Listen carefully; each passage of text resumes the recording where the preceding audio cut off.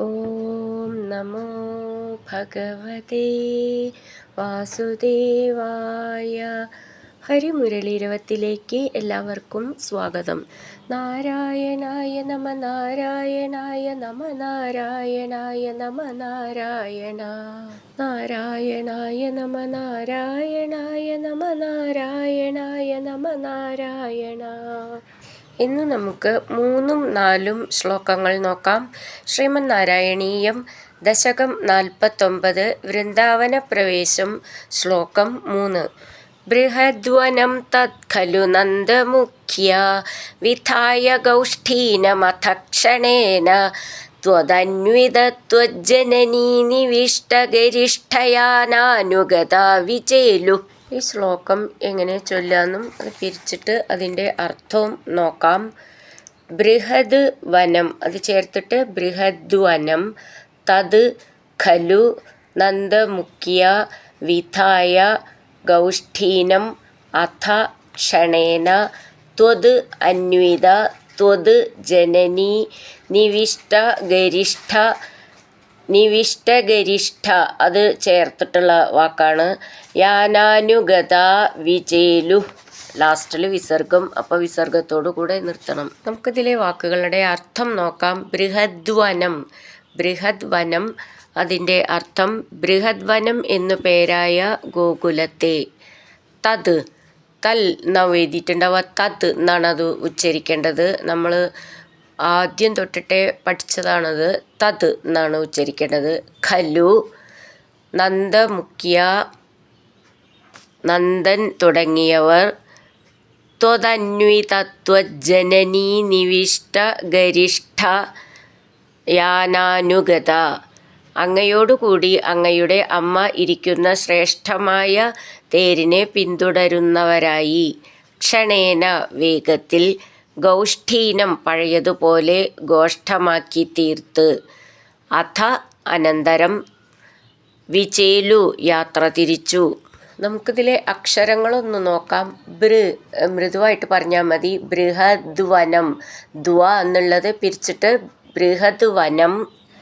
തത് തൽ എന്നാണ് എഴുതിയിട്ടുണ്ടാവുക, തത് എന്നാണ് ഉച്ചരിക്കേണ്ടത്. ഖലു ഖ എന്നുള്ള അക്ഷരം നന്നായിട്ട് ഊന്നി പറയണം. നന്ദമുഖ്യ എന്ത് എന്നുള്ളത് നാദ് എന്നാണ്. മുഖ്യ എന്നുള്ള ഖ്യ എന്നുള്ള അക്ഷരം നന്നായിട്ട് ഊന്നി പറയണം. വിധായ എന്നുള്ളതിൻ്റെ ഥാന്ന് ഊന്നി പറയാനുള്ളതാണ്. ഗൗഷ്ഠീനം ഷ്ഠീ എന്നുള്ള ഠ എന്നുള്ള അക്ഷരം നന്നായിട്ട് ഊന്നി പറയണം. അഥ എന്നുള്ളതിൻ്റെ ഥാന്ന് ഊന്നി പറയാനുള്ളതാണ്. ക്ഷണേന ക്ഷ എന്നുള്ള അക്ഷരം ഊന്നി പറയണം. ത്വദന്വിതത്വജ്ജനനീ നിവിഷ്ടഗരിഷ്ഠയാനാനുഗതാ വിചേലു അത് ഒന്നിച്ച് ചൊല്ലാനുള്ളതാണ്. ത്വത് അന്വിത ത്വത് ജനനി എന്നുള്ളത് ചേർത്തെഴുതുമ്പോൾ ത്വജ്ജനനി 2 ജാന്ന് വരും. ത്വത് ജനനി അതാണ് അത് ചേർത്തെഴുതുമ്പോൾ ത്വജ്ജനനി. നിവിഷ്ട ഇവിടുത്തെ ഇഷ്ട എന്നുള്ളത് ഒട്ടും ഊന്നണ്ട. ഗരിഷ്ഠ എന്നുള്ളത് നന്നായിട്ട് ഊന്നി പറയണം. നിവിഷ്ട ഗരിഷ്ഠയാനാനുഗത വിചേലു അവിടെ ലാസ്റ്റിൽ വിസർഗം, അപ്പോൾ വിസർഗത്തോടു കൂടെ നിർത്തണം.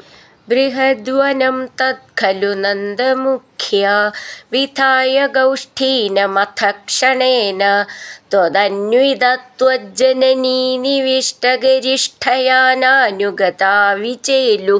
അടുത്തത് 4ാമത്തെ ശ്ലോകം.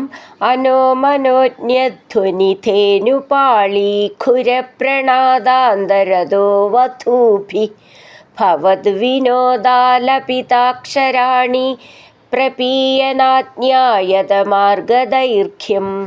നമുക്ക് ഈ ശ്ലോകം എങ്ങനെ വായിക്കാമെന്നും അതിൻ്റെ വാക്കുകൾ പിരിച്ചിട്ട് അർത്ഥവും നോക്കാം. അനോ മനോജ്ഞ ധ്വനി ധേനുപാളീഖുരപ്രണാദാന്തരതോ വധൂഭി അവിടെ വിസർഗം. ഭവത് വിനോദാലപിതാക്ഷരാണി പ്രപീയ നാജ്ഞായത മാർഗദൈർഘ്യം. നമുക്കിതിലെ വാക്കുകളുടെ അർത്ഥം നോക്കാം. അനോമനോജ്ഞധ്വനി ധേനുപാളീഖുരപ്രണാദാന്തരത ഒന്നിച്ചിട്ട് അർത്ഥം നോക്കാം. വണ്ടികളുടെ മനോഹരമായ ശബ്ദവും പശുക്കളുടെ കുളമ്പടി ശബ്ദവും അതിനിടയിൽ.